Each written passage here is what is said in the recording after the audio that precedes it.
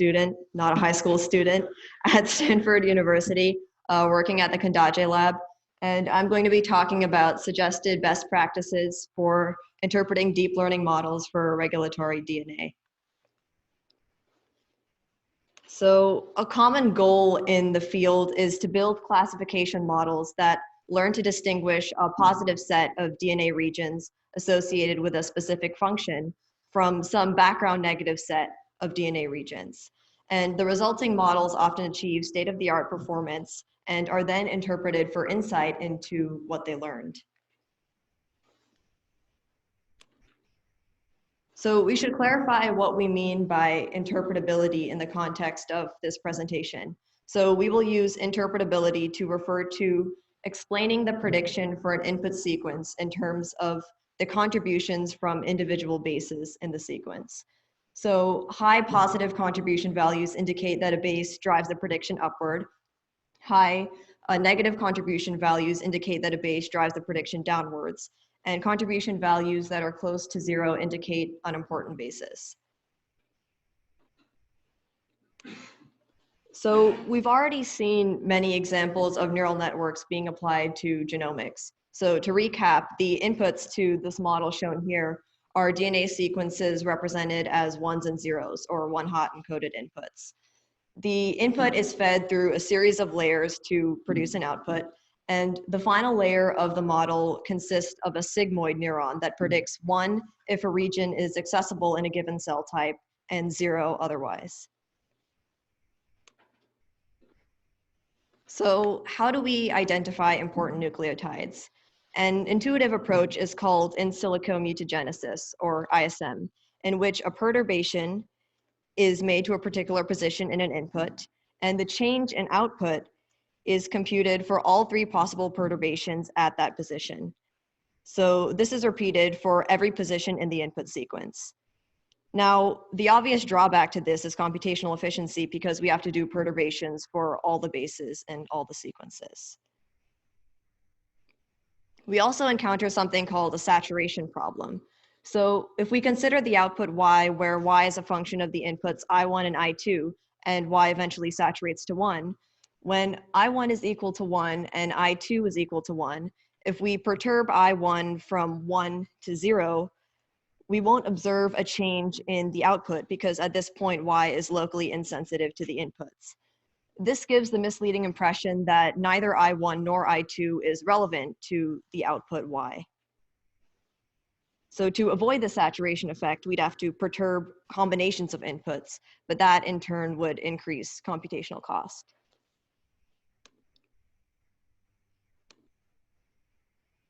Another family of approaches are backpropagation based. So you start with a particular output and assign importance scores to the neuron outputs in the layer directly below based on the particular function connecting those layers. And you then repeat the process and back down through the layers until you reach the input sequence and obtain an importance score for each base in the sequence. This is obviously more efficient than ISM because in just one backward pass, you're getting importance scores for all the positions in an input. Whoops.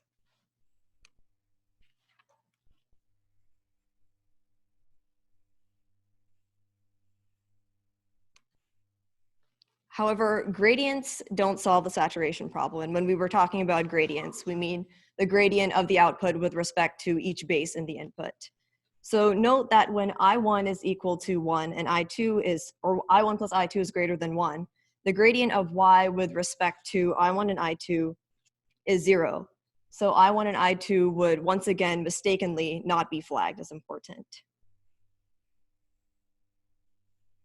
A backpropagation-based approach that gets around this is deep lift.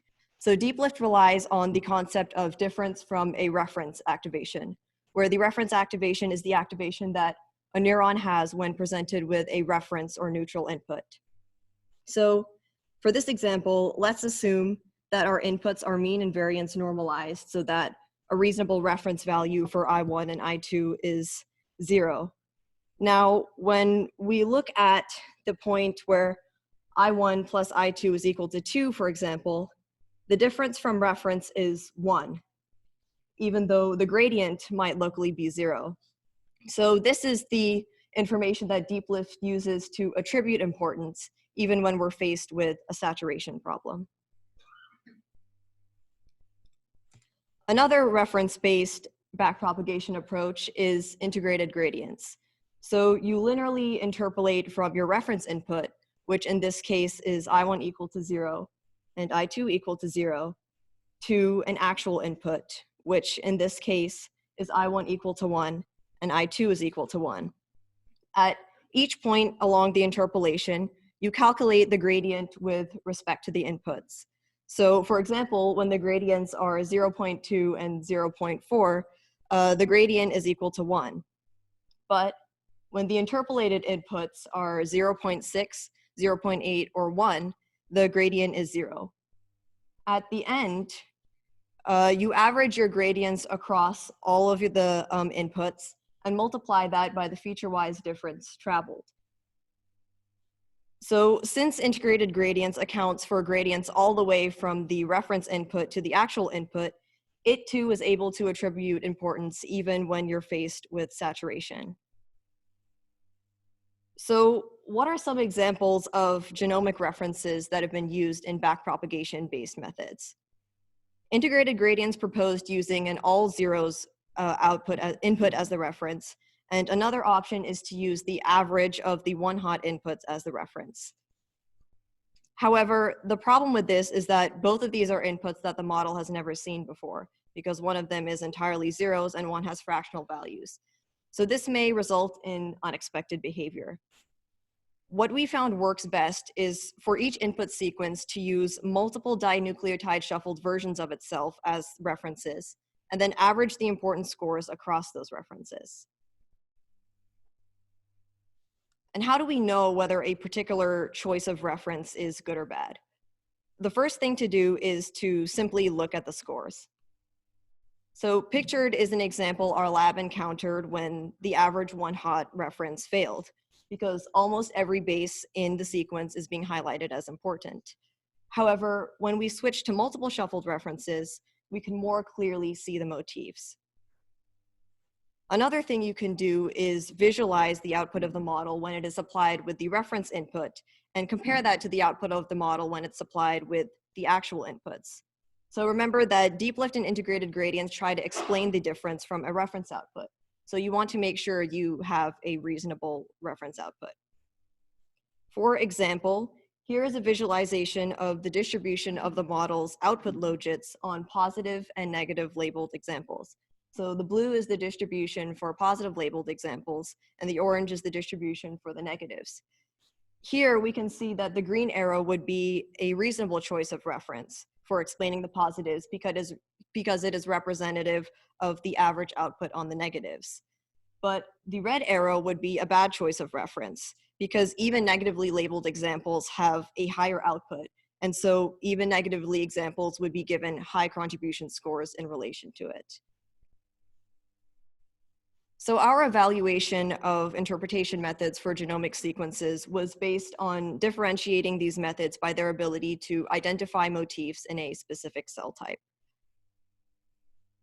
So what are the existing approaches to benchmarking?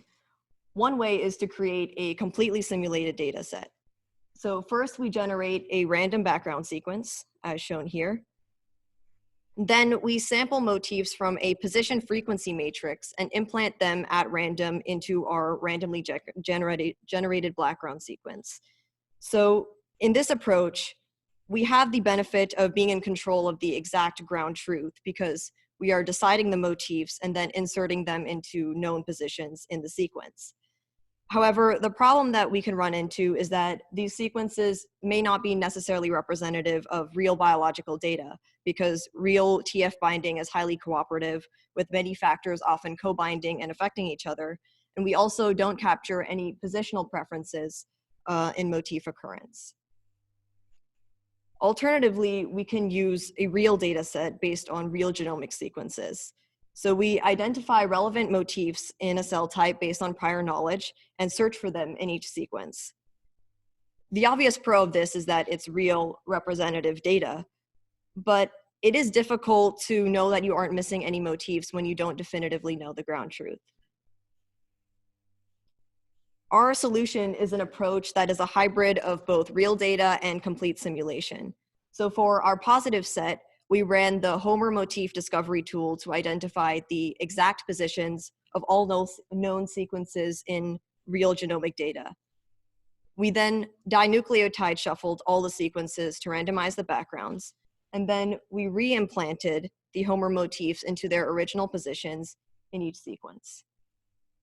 This approach is able to encompass the advantages of both a real and completely simulated data set, because we have real motifs at their original position, so we are able to model complex cooperative protein binding patterns, but we also erase any motifs that Homer was not able to find when we dinucleotide shuffle. So we also have a good notion of the ground truth features in this case.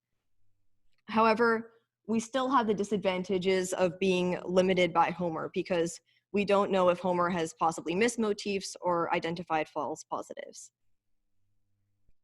As a quick overview of our data set and model setup, we took the 400 base pair accessible sequences for a specific cell type as the positive set, and the 400 base pair accessible regions in other cell types as the negative set. So we pre-initialized our model using the deep sea beluga weights and fine-tuned on our simulated data. And for each cell type, the model achieved an AURSC and AUPRC of greater than 0.9.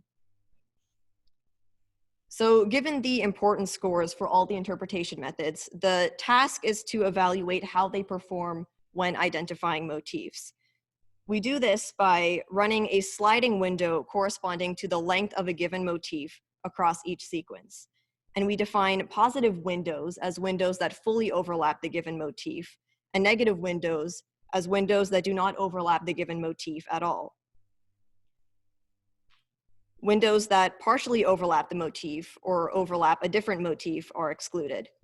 So we sum up the important scores of each base pair in a window to get an overall window score.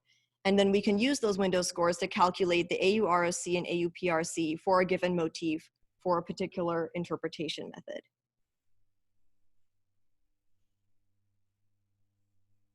So now let's take a look at the results that we achieved for 3 cell lines. So these are the results for HepG2.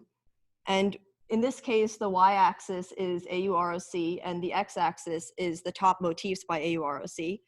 What we observed is that grad times input tends to achieve the weakest performance, whereas deep lift and ISM tend to be best and second best. And also integrated gradients tends to lag behind the performance of deep lift. And these are the results for the H1ESC cell line. Again, we noticed that grad times input does markedly worse on several motifs. Deep lift and ISM, again, tend to be best or second best. And integrated gradients tends to lag behind the performance of deep lift, again. So this slide shows one example sequence for H1ESC and the important scores assigned to it by each interpretation method. The green boxes are regions where known motifs are located, and shown are the scores for grad times input, and then integrated gradients, and then for deep lift and in silico mutagenesis. And we can see that for both grad times input and integrated gradients, the scores are significantly noisier than those for deep lift and ISM. Looking at the results for the A549 cell type, we can see, interestingly, that ISM occasionally does the worst. And this slide is a confirmation of that observation. So here we have a sequence with an instance of the NRF1 motif enclosed in a green box. And ISM is unable to assign a high importance to the motif, where we can see, in contrast, that deep lift is able to do so. This may in part be due to saturation effects, which deep lift is able to combat, because we can see that there are already many GC-rich motifs present in the sequence. And going back to the A549 results, we get results that are consistent with the previous 2 cell types. Integrated gradients consistently lags behind deep lift, and deep lift, again, tends to be best or second best. We did notice something interesting, which is that integrated gradients occasionally does worse than grad times input. And here's a specific example of that in A549, we can see that for the TGA-TCA motif, integrated gradients fail to pick up on it, whereas grad times input doesn't have the same problem.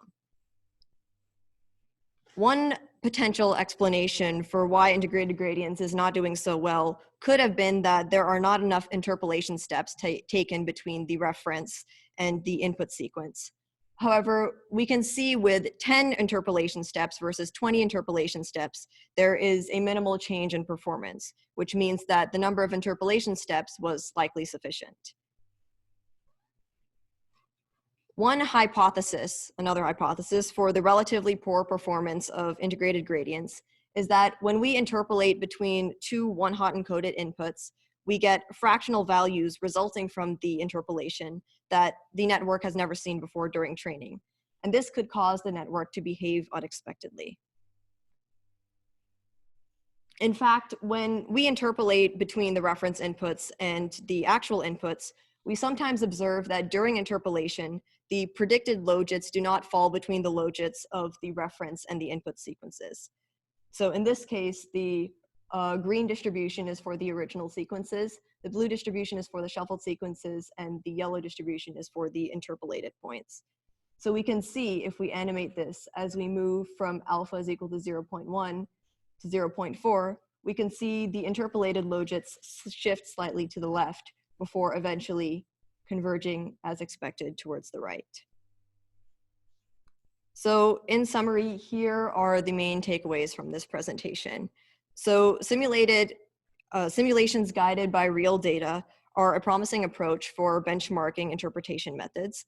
And to get the best results, it's important to pay attention closely to the choice of reference. For integrated gradients, it's important to check that the model is well behaved during interpolation. And actually, one direction for future work is to compare our results with the recent work by Anupama Jha and colleagues, which proposes sophisticated choices for the path used by integrated gradients. Also, we note that ISM and deep lift tend to give the strongest performances, but ISM does occasionally suffer from saturation effects.